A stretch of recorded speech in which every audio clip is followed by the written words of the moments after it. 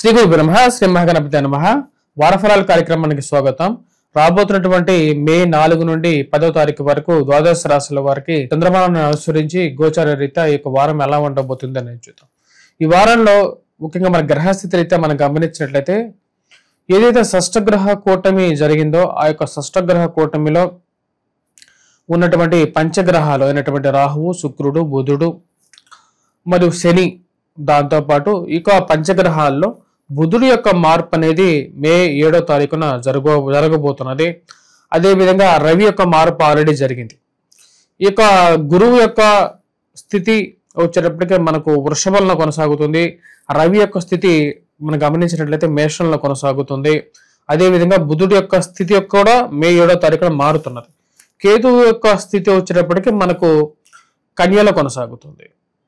కుజుడు నీచత్వం పొంది ఈ యొక్క స్థితిరీత్యా తన యొక్క స్థితి వచ్చేటప్పుడు కర్కాటకంలో కొనసాగుతున్నాడు. ఇటువంటి గ్రహస్థితి రాబోతున్నటువంటి వారం రోజుల పాటు ద్వాదశ రాశుల వారికి ఎలా ఉండబోతుంది అనేది చూద్దాం. తులారాశి వారికి వారం సానుకూలమైనటువంటి ఫలితాలు గోచరిస్తూ ఉన్నాయి. వృత్తిపరంగా, వ్యాపారపరంగా ఉన్నటువంటి స్థితిని కొనసాగించాలనుకుంటారు. రాహువు, శని యొక్క సానుకూలమైనటువంటి స్థితి యోగకారకమైనటువంటి ఫలితాలు ఇచ్చే విధంగా ఉంటుంది. ఈ రాశి వారికి మానసికమైనటువంటి సంతృప్తిని, ఆనందాన్ని ఇచ్చే విధంగా ఈ యొక్క వారం అనేది ఉంటుంది. బుధుడి యొక్క స్థానచలనం 7వ తారీఖున జరుగుతున్నది.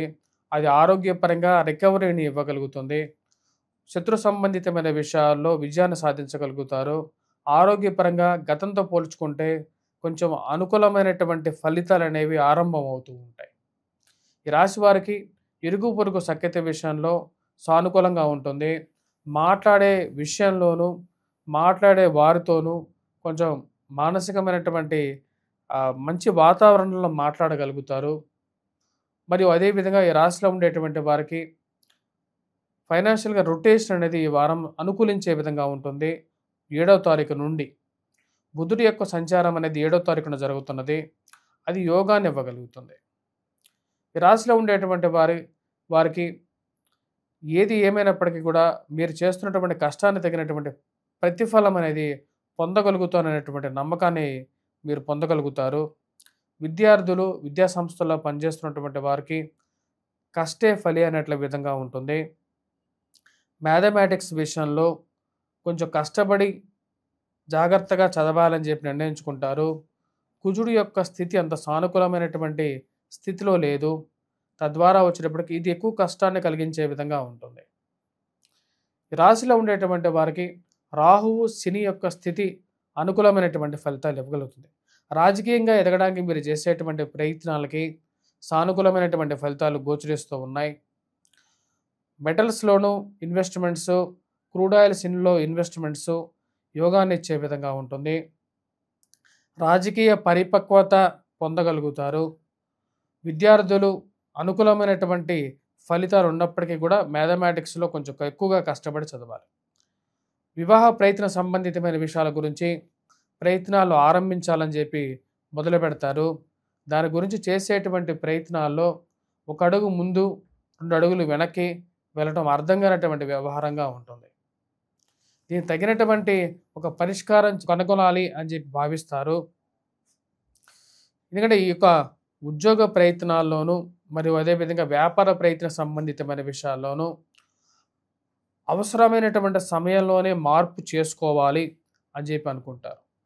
సుఖంగా, సంతోషంగా ఉన్నటువంటి స్థితి నుండి దూరపు కొండలు నులుపు అనే విధంగా దూర ప్రాంత ప్రయాణాల్లోనూ మరియు అదేవిధంగా తెలియనటువంటి ఉద్యోగ ప్రయత్నాల్లోనూ చేసి అక్కడ పోయి కష్టపడాల్సినటువంటి అవసరం ఉందా అనేటువంటి ఒక ఆలోచనకి మళ్ళీ రాగలుగుతారు. డబ్బు సంపాదించాలి, ఎందుకంటే సమాజంలో ఈ రోజుల్లో డబ్బు అంటేనే, ఉద్యోగం అంటేనే డబ్బు, డబ్బు అంటేనే సుఖం. సో కాబట్టి సుఖాన్ని పొందాలి, ఐశ్వర్యాన్ని పొందాలి అంటే ఉద్యోగపరంగా మార్పు అనేది అవసరంగా భావిస్తారు. కానీ వెళ్ళే చోట ఎలా ఉంటుంది అనేటువంటి ఒక ఆలోచన అనేది కలుగుతూ ఉంటుంది. అక్కడికి వెళ్ళిన తర్వాత మళ్ళీ కష్టాలు కలుగుతాయా, సుఖంగానే ఉంటానా అనేటువంటి ఒక ఆలోచనలో మధ్యలో ఉండేటువంటి పరిస్థితి ఏర్పడుతూ ఉంటుంది. రాశిలో ఉండేటువంటి వారికి ముఖ్యంగా వారాంతాల్లో కుటుంబంతో ఎక్కువగా గడపాలని చెప్పి భావిస్తారు. కుటుంబానికి కొద్దిగా సమయం ఇవ్వాలి. వారి యొక్క ఆలోచనల్లో వారి యొక్క జీవితాల్లో మనం కూడా మన వంతుగా మనం సహాయం చేయాలి వారు పైకి రావడానికి. పిల్లల యొక్క ఎదుగుదలలో ఒక మంచి పరిపూర్ణమైనటువంటి సహకారం ఇవ్వాలని చెప్పి భావిస్తారు. వారితో ఎక్కువ సమయం స్పెండ్ చేయడానికి ఎక్కువగా ముందుకు రాగలుగుతారు. అంతా సరిగా ఉన్నప్పటికీ కూడా జరుగుతున్నటువంటి పరిస్థితిలో ఒక మార్పు అనేది ఉండాలి అని చెప్పి ఎక్కువగా భావిస్తారు. ఈ రాశిలో ఉండేటువంటి వారికి అనుకూలమైనటువంటి గ్రహస్థితి మారబోతున్నది. ముఖ్యంగా ఈ యొక్క రాహు శని యొక్క స్థితిరీత్యానే ఎలాగైతే మంచి పరిణామాలు వస్తున్నాయో అదేవిధంగా ఈ యొక్క నెలలో రాబోతున్నటువంటి మార్పులు కూడా ఈ యొక్క రాశి వారికి అనుకూలంగా ఉండబోతున్నాయి. ఈ రాశిలో ఉండేటువంటి వారు ముఖ్యంగా ఖర్చు విషయంలోనూ, నూతన వ్యాపారాల విషయాల్లోనూ, కొత్త ఇన్వెస్ట్మెంట్ చేసేటప్పుడు కొంచెం జాగ్రత్తలు తీసుకొని ముందుకు వెళ్ళాల్సినటువంటి ముఖ్యమైనటువంటి సూచన. ఈ రాశిలో ఉండేటువంటి వారు ఈ వారం ముఖ్యంగా గురుగ్రహ మంత్ర జపం చేసుకోవటం, వేద దక్షిణామూర్తి శ్లోకాన్ని పఠించటం, మరియు అదేవిధంగా సూర్యారాధన చేసుకోండి, సూర్యారాధన చేసుకోండి. ఇది ఎక్కువగా సానుకూలమైనటువంటి ఫలితాలు ఇవ్వగలుగుతుంది. వీటన్నిటితో పాటు ఈ రాశిలో ఉండేటువంటి వారు హనుమాన్ చాలీసా పఠించండి, సింధూరాన్ని సమర్పించండి, ఆకుపూజ చేయండి. ఇది ఎక్కువగా సానుకూలమైనటువంటి ఫలితాలు ఇవ్వగలుగుతుంది.